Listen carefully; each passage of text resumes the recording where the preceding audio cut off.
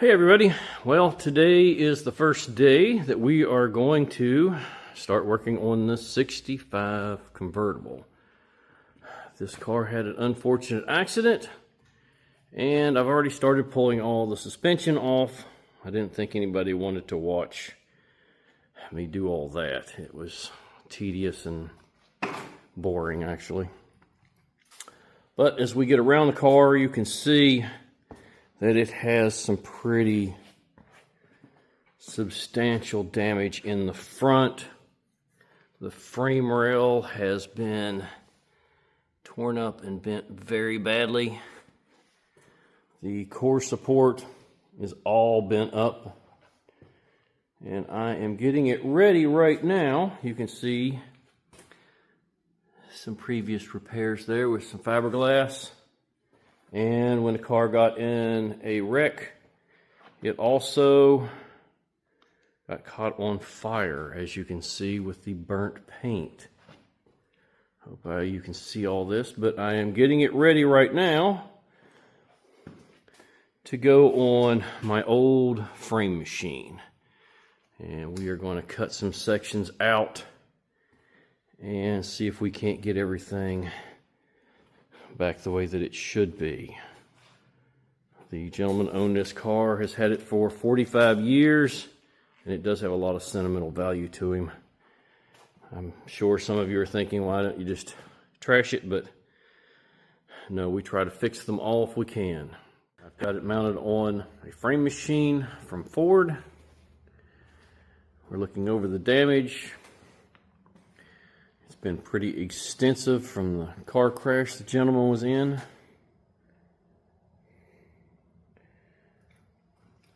Got a lot of parts here that we're going to be installing on the car.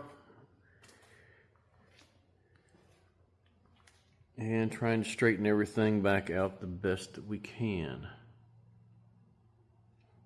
The car not only was in a crash, it later caught on fire in the same incident.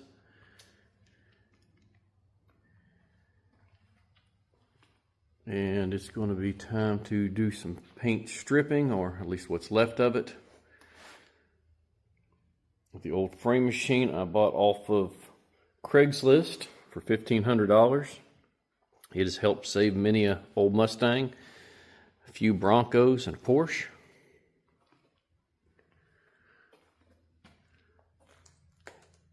And I will update you as soon as I start removing some of these larger sections. I got to get the springs back out and get a little bit of work done on the inside. There's a little crinkle on the inner floor. All right, time for a little update on our project convertible. I spared everybody the boring details of drilling holes, grinding areas. But you can see I've removed the torque boxes. I saved the lower piece of frame, and I have installed a new apron, radiator support, and battery apron. This is all just in there at the moment with some clamps and some straps, and I've got to pull a tape measure and see how close we are in all our dimensions before anything is welded, tacked. But you can see we've made a little bit of progress.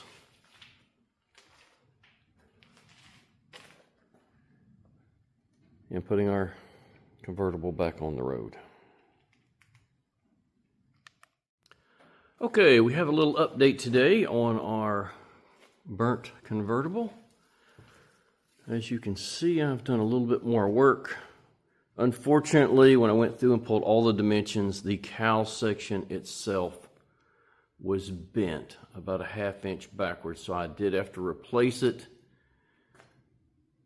But today should be the day when the vast majority of all the pieces start going back together.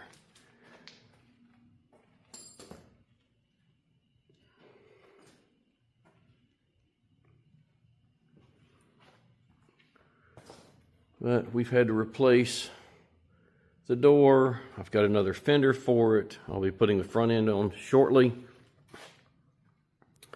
And it's about time to get this car put back together.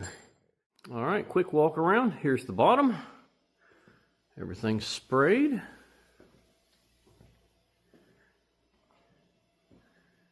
And as we get around to the front,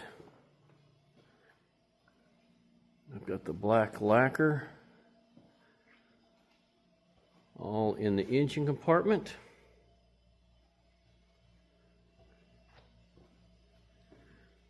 And all the tape is just so that the red spray didn't get into the inside. And we've got the trunk and the back all sprayed, all in a PPG epoxy.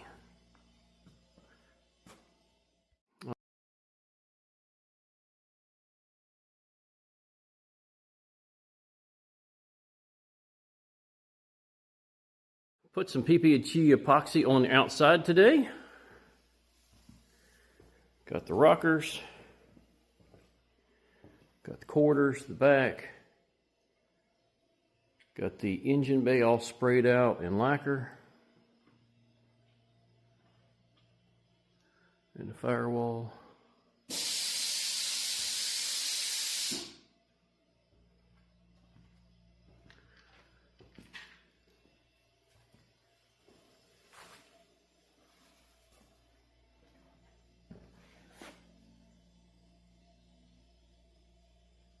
Been a little time since my last update. The car is completely back together. It's ready to go home. And I thought I'd do a final walk around, getting everything back together. It's been a tough little project, but it's come out very well.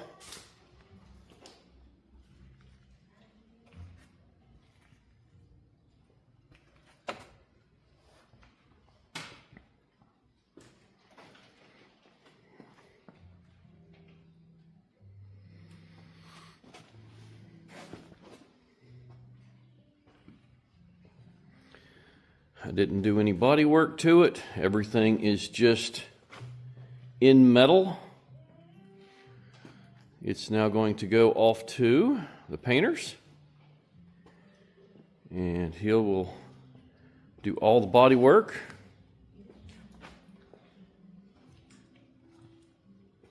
And get it ready to get back on the road